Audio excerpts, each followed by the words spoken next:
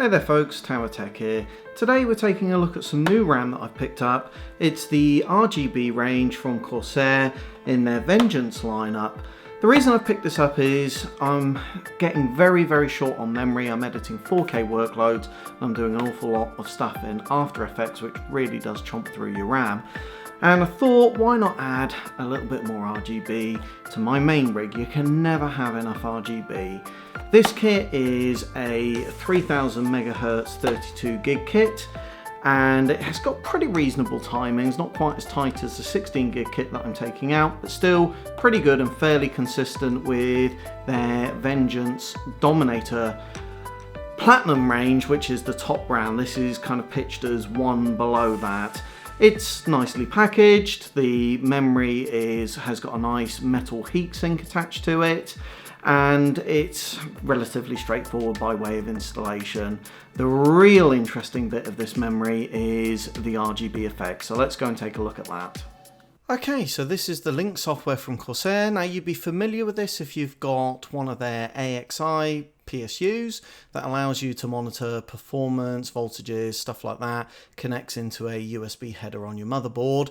If you're not familiar with it, it's a normal kind of fan curve system monitoring type software, and just so happens that this is how you control the RGB effects on your RAM sticks. Now this is different to the Corsair utility tool. It's the Corsair Link tool, so if you don't already have it, you will need to go and download it from their website. Really simple and straightforward to use. In the top right hand corner here we've got our DIMM slots, and you click on each of these to change the RGB effects that you want to use. There's 4 effects. There is rainbow, which is what you can see on the screen now. Same kind of thing that you would get on a keyboard or a mouse, where it just cycles through all of the different colors. And you also have color pulse and color shift. These are very similar effects, so they'll rotate through a predetermined number of colors. One has a blank intermission between the rotating colors, which is your pulse, and then the shift has no blank intermission and just rotates around them. And then of course you've got static, which is that it will just display one color. Now you can choose to group the sticks together, which means that they'll display all of the same effects, and you can have those synchronized or unsynchronized, and you do that by using the group delay option down here. There's also a speed control slider. A word of warning, it's on a logarithmic scale, so as you slow that down, they slow down substantially. It's not a linear scale, so you're more than likely going to end up operating in the top sort of 15-20% region of the slider. So you've seen rainbow. Let me show you static very quickly. We'll select a nice deep blue to match our build. Get that applied. And it's pretty responsive. It responds pretty quickly. Now I'll give you a view of color pulse.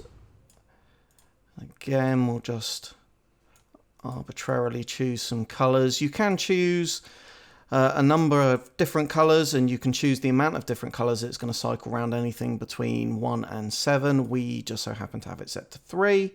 And if we apply that, you can see that's now blinking through our 3 colors: green, blue, and purple.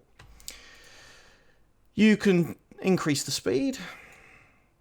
And what you can also do is you can add in a group delay. Now the group delay is just going to stagger the rotations of those colors and actually gives quite a nice effect. Set that to medium. Again, you've got forward or backward direction depending on which way you want it to go. That's the forward direction, looks perfectly pleasant. Setting it backwards, they go the other way. So that's pretty good RGB effects for a set of sticks of RAM. I'm pretty impressed. But there is one fundamental flaw with it.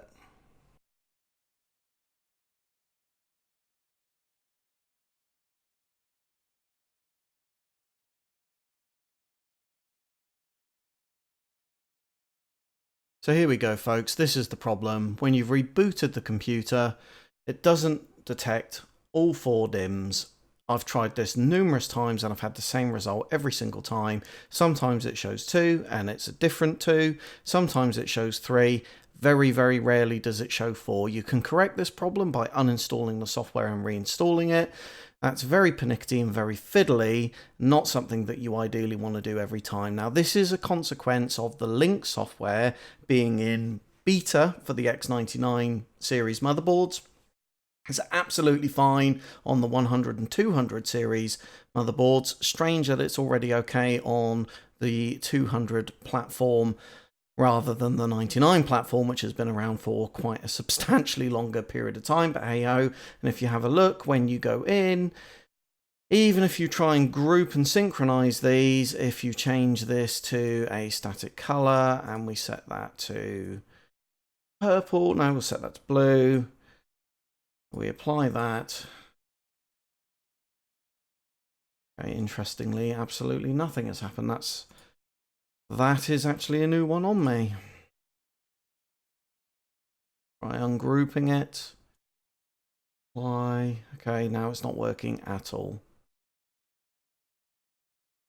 Previously, when I've been doing this, what I was finding was the DIMMs actually were allowing me to control individual ones, but now it would appear it's not even allowing me to do that. Try shutting the program down and starting again.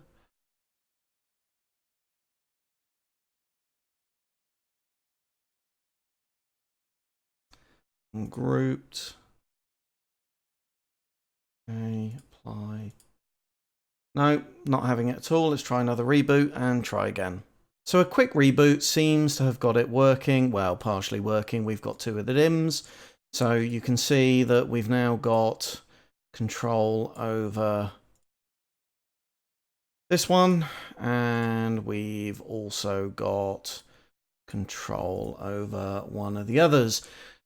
The sticks default to red, so if you can't control them, they will just sit there red. And as I said, uninstalling and reinstalling the software works in about 70% of the cases. In the remaining 30, I found I've had to uninstall it and reinstall it several times. So if you're on the X99 platform, I would seriously consider buying a different bit of kit, quite frankly. I mean, it's going to be really, really, really frustrating every time you have to reboot your computer. So there we go, guys. There's my review of the Corsair Vengeance RGB. It's flawed but beautiful. I'm going to have a long hard think overnight about whether I'm actually going to send this back or not. The issue is all around the beta drivers for the Link software for X99. If you're on a 100 or 200 series motherboard, then you've got full support and you shouldn't have any problems. Didn't actually get a chance to test this out in my Ryzen build, but having scoured through the forums, my understanding is that people are having exactly the same problems on that platform as well. I hope you're really well wherever in the world you are. Please like and share this video, and if you're not already subscribed, please do so by bashing this button here. And I will see you in my next one.